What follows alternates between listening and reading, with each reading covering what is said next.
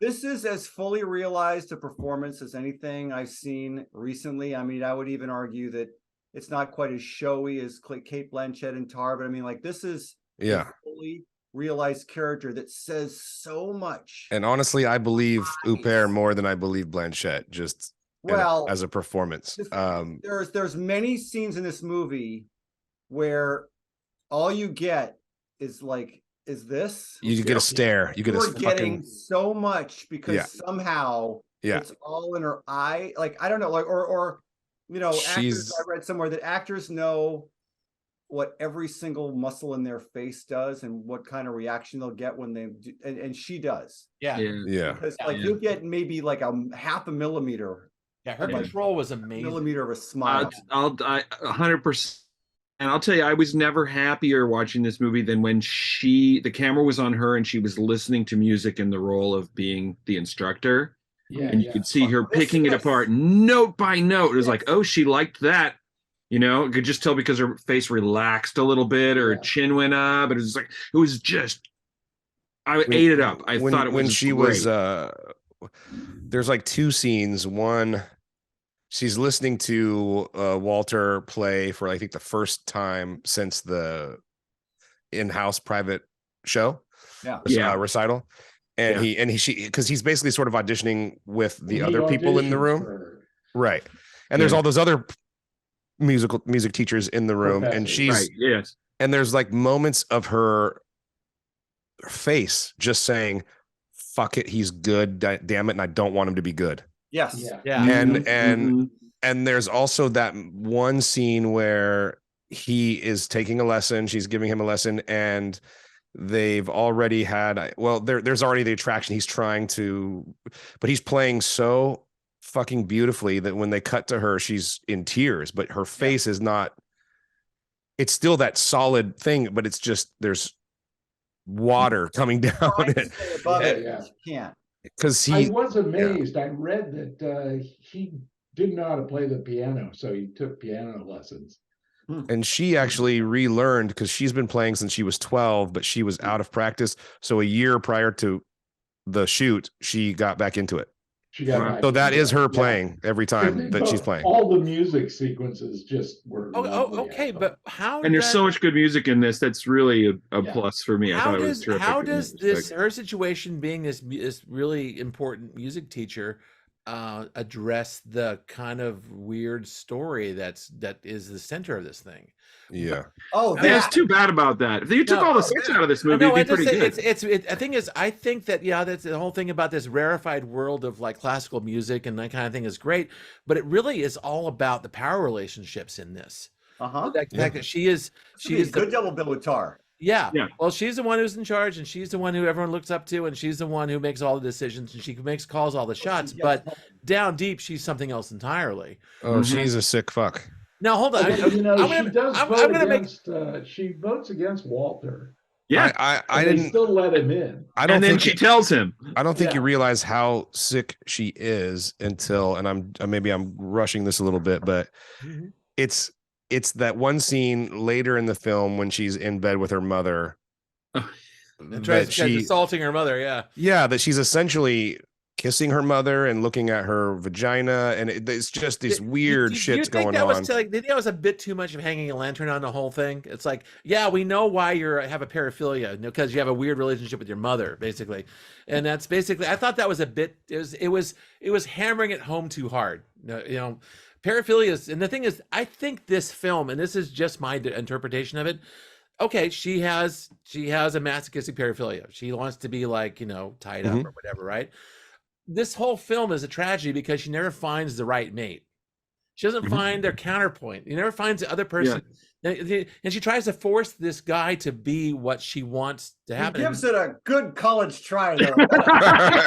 But the weird thing is, she admits that she's totally out of her depth when she's not teaching people music or playing music. Well, no, but she's not a poet. Yeah, she wants cruelty. She describes herself poorly.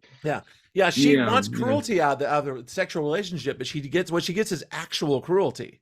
Yes. Yeah, and that's a different thing because he didn't like all that much. Yeah, which he didn't like. Turns out getting punched in the face hurts. Yeah, exactly. And like I said, that was kind of like every black sky dog needs a white sky dog so they can connect up, and she didn't have one. Oh, spoiler alert for the two people that are watching this who haven't seen it. Where's she going at the end? Yeah. Okay, are we gonna talk about the ending? What the fuck? Go home, kill mom with that knife? No, okay. The end. She doesn't go in there. She's about to go to the thing, and she stabs herself in the shoulder, right? Which is a little bit. A little or a lot. That's a tough shot, man. But dude, her performance, that face she makes, and that sound, that face and I sound gasped. I gasped out loud. Do you think it was a little or a lot? Do you think she actually killed herself, or do you think she just wounded herself? No, I think it's a flesh wound. It's a wound. Yeah, I think it's a flesh wound. Going? I mean, Talk about your ambiguous endings, huh? She's not going to take the boyfriend out. It's just a wound because she's going home. This woman literally cut her vagina in the beginning of the movie. That was another charming scene. When Scott said it was late in the film when we learned how fucked up she was, it's like, oh no, it's pretty late in the film because there was a razor blade scene. Well, no, we know she's messed up because her home life is messed up. Oh, dude. The first scene is her and her mother having that fight. Yeah, and the thing is, we don't find out where she's at until she gives her manifesto to the guy, the envelope. Right. Yeah, and that's it. Which she has to browbeat him to finally read. Yeah, God, it was a friggin' novel that he's like, wow, it's heavy, and then he opens it, and it's all that tiny little writing. I mean, both sides. At the end of the day, she's a fucking monster, man. I mean, we haven't even talked about this shit. Yeah. Oh my God. The fucking broken glass. The glass, broken glass. Oh, when she breaks the glass in the girl's coat. Yes. Yeah, that's incredible. That's some effed up ass, man. In case you had some sympathy left for her at that point. So maybe she is. So maybe she is. Yeah, I took it as it ended up she got to play the piano, or she didn't, but she got the. Ever think about her? They did left... such a good job with like that little girl, that crying little weak girl. Yeah, literally did nothing wrong, but I fucking hated her, just like Isabel hated her. Like, didn't you guys fucking hate her? No, I felt sorry for her. She would have handed broken glass for God. I don't know. I think there's something genius. There's something genius about. She was somewhat unattractive. No, but obviously this guy is one of my favorite filmmakers. That's obvious at this point. But yeah, we know that part. Really? He I don't know. He's so intricate. I don't think he leaves anything, unturned. And this is our fourth, by the way.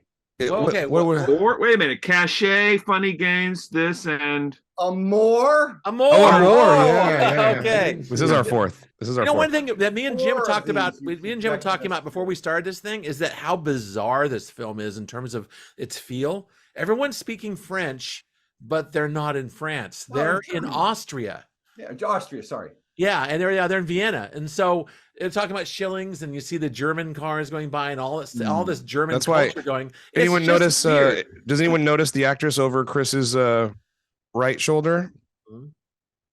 Got her. Her? Yeah, her. No. That's the wife in Funny Games. Oh, and the okay. That's the mom. Yeah. So speaking of, this is about 3 years after that movie was made. I think at the end of the day, I or maybe more this movie even more than the other movie. Admire with a capital A. But like most of Haneke's movies, I never want to see it again. With the other one that we watched before the ceremony, I watched it one night. This took me 3 nights. Wow. Oh, yeah. God, no, I just finished it like 10 minutes before we got on the call. I watched it on my computer. Mostly because she was so watchable. Yeah. Oh my God. She's my favorite. The spotty girls with ash brown hair. That's my favorite type of girl. I married one, so there you go. Yeah, you did.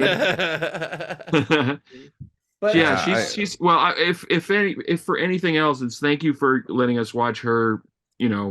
Oh, she just act tore up a storm, man. I read that they so this didn't showy. This didn't win the Palme d'Or, but it did win the grand jury prize. Okay. At Cannes. She won Best Actress at Cannes. Good. And the guy that played Walter won Best Actor. Oh, that's great. Nice. Yeah, he was good. He was good too. He was good. Quite good. Yeah. Yeah. Mr. Hockey guy. Yeah, I mean, it was like that was doomed from the start. It was like he is not the guy. He's not. Guy. And she picked him because she fell in love with him, and he get nice bone structure. Yeah, he's quite complex though, because I think he takes, he obviously I think his character starts as like I want that like sexy older woman who I'm so impressed with her Plus, talent. she's so stern with him, and he respects her so much. Right. But I think then it goes. Obviously, what's inside the box, and it's like, right. And I think that he really stepped up as an actor to challenge what Isabel was doing, which is such a phenomenal performance. It must have been a lot for that actor to say, I'm going to try and go head to head with this woman. Oh yeah. Well, hey, you can say what about Haneke's like just taste in films, which is basically, what is it? Austrian cinema sadistic. That's kind of his thing, right? But he can pull fantastic performances out of people. Well, he was a professor of psychology before he made films. Yeah, well, that's obviously too as well, because there's some interesting that if you look at it that way, this film, like I said, it was about that mismatch of paraphilias. There's a lot of every character in this brings in their own psychology, and the mother-daughter relationship, how healthy that is.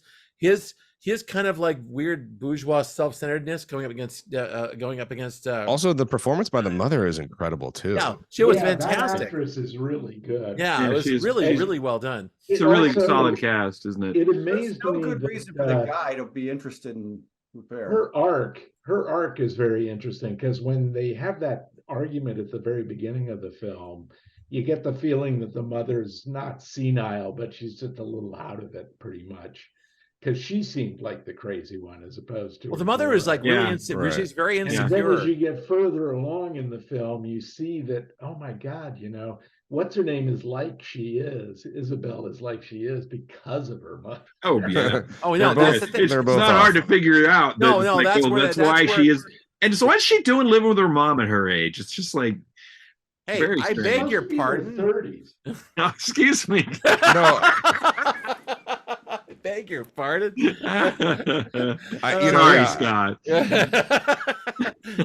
is probably the clip, unfortunately. Pull that out. Just edit this, Pat. Right. Well, I'm gonna take attention off of myself and go put it on Chris, because Chris, you said something, you broke up a minute ago, but I heard you evoke Cronenberg. No, yeah, I would argue that Haneke is kind of like the. I was talking a couple of weeks ago about how I ripped through a bunch of Cronenberg movies, and like Cronenberg's got a thing, and it's his thing, and I still think he's probably the best at that thing. Mm-hmm. Haneke's also got a thing, and he manages to these beautifully shot psychological studies of really really fucked up people doing really really fucked up things. Yeah, and somehow makes them incredibly watchable. Like, I don't like funny games. I don't ever want to see it again, but I was never going to turn it off. Yeah. So well, funny, Chris, because I agree with what you said, Chris. Saw was The White Ribbon, which is based on like an early 19th century novel. That's the one that won. I heard about. I think that one. Go back and see it again, because it doesn't seem. It's definitely sort of an outlier from what you're talking about, Chris, for him. Because I agree with you. I think that is his specialty, but he will step out of that, like The White Ribbon. And actually that movie won countless awards. And it is a great film. Movie. I mean, well, mind you, like Funny Games is like, actually this film is kind of like a rom-com compared to Funny Games. That's like a real horror film. That's like being dragged through a haunted house by your ankles. That film. I know, but this is also one of the least sexy movies I've ever seen. It's not supposed to be sexy. It's actually about this is definitely a psychological study of all these characters. Rom-com. Funny Games should be. I was hoping it'd be sexy. I was hoping that she'd get what she wanted, get tied up or whatever. Never happened. I still can't get the image of her, like she goes into that sex booth at the porn shop. That's one of the best scenes while being. I mean, I almost also introduction to actual porn for the first time. I almost called into the because she scares every single one of those guys down. Like pretty much. Yeah. Mm-hmm. What? Yeah, because and they're like, oh my God, there's an actual woman here. I don't know what to do. Well, the second time out, it was they all turn and leave. It was a bunch of her students second time out. Remember that? Yeah. Yes. But I was going to say, in that first time, she literally reaches down and takes someone's cum rag and starts sniffing it. Yes. So like, okay. whoever was in there before had, and she's like that. I'll never get that out of my head. It's so nasty, but nasty. She does it with that same expression, with that like, I am owning. It's crazy. She is fearless. Like there are probably a million actresses that would never do that. Yeah. She was 100% committed to the bit. Yep.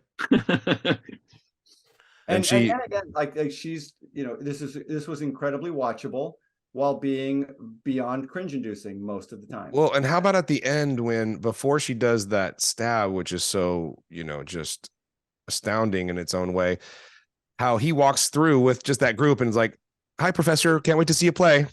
Just like it's like nothing. Like, see you later. Which is, I think, why that's the next thing. I mean, it was just so holy. I remember the first time I saw it, I had to rewind that like a couple of times. I'm like, that's the dude. Like, when he's just going, hi. It was a medium to long shot. You actually had to go stare a little bit to see if it was him. Yeah. Because all those guys looked the same. What he did in that moment is what most people in that situation would do. Oh, you got to play cool now. Play it off. Wasn't he? Who was he with? Was he with some of his friends or something? Yeah, he was just with a group of people. Probably a bunch of hockey players. This is what we do in public, because it's really not appropriate for us to have this relationship. So in public, hey, how you doing? Can't wait to see you play. But in her fucked up head, it's like the brush off of death. Yeah, right. Yeah. And that's where I'm like, that's why I'm so interested in, because Haneke will never tell us where's she going with that knife. Yeah, that was interesting. Nice ending. Where is she going? Like, I'm like, is she going home to mom with that knife? And obviously, the climax of the film, when he comes to her apartment, locks her mom in the bathroom or whatever, in her bedroom, right? Her bedroom. Yeah. That whole scene, watching it for like the fourth time, I almost laughed a couple of times, to be honest, because it was silly. In some ways, it's kind of silly. It's not that it's silly what's happening, but if you pay attention to the things he says to her while he's doing that is so sort of that it just doesn't fit. It's like I forget what some of the lines were, but he says things like, "You're not mad at me, are you?" Or something like that, and you're just like, what? Like, you can't say, what are you doing? While you're beating up a woman, while you're, raping her, essentially. Again, it's just like a question of mixed signals. She gave out their specific set of instructions, and this is its interpretation of her. Right. He didn't know how to. And she tries to accommodate him, because she says later on, it's like, "I'm sorry I sent you the letter. You're right. We should have talked. I'll do it the way you want to do it." It's great. There is one laugh out loud moment where they're in that equipment room at the ice. Yeah. And she's closet.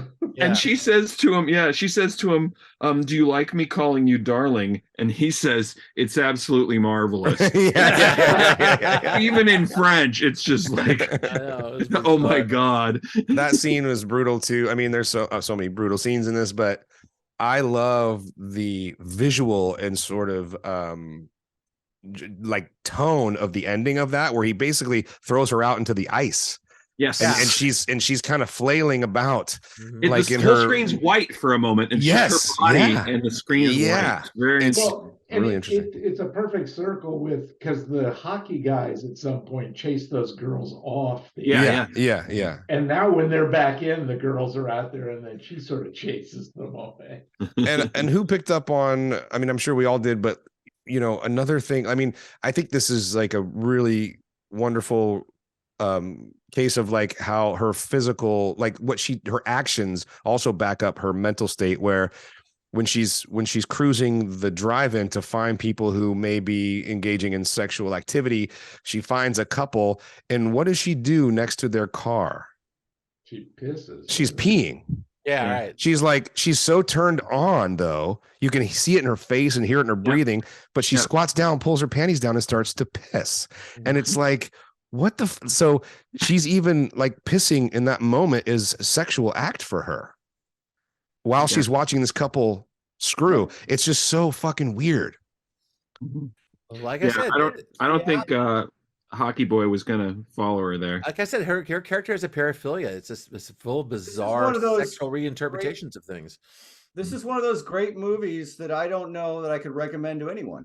No, well said. Well said. Well, you should probably go thumbs again at this point. I mean, yeah, huge thumbs God up. damn it! I don't know. Like, I don't know anyone other than you.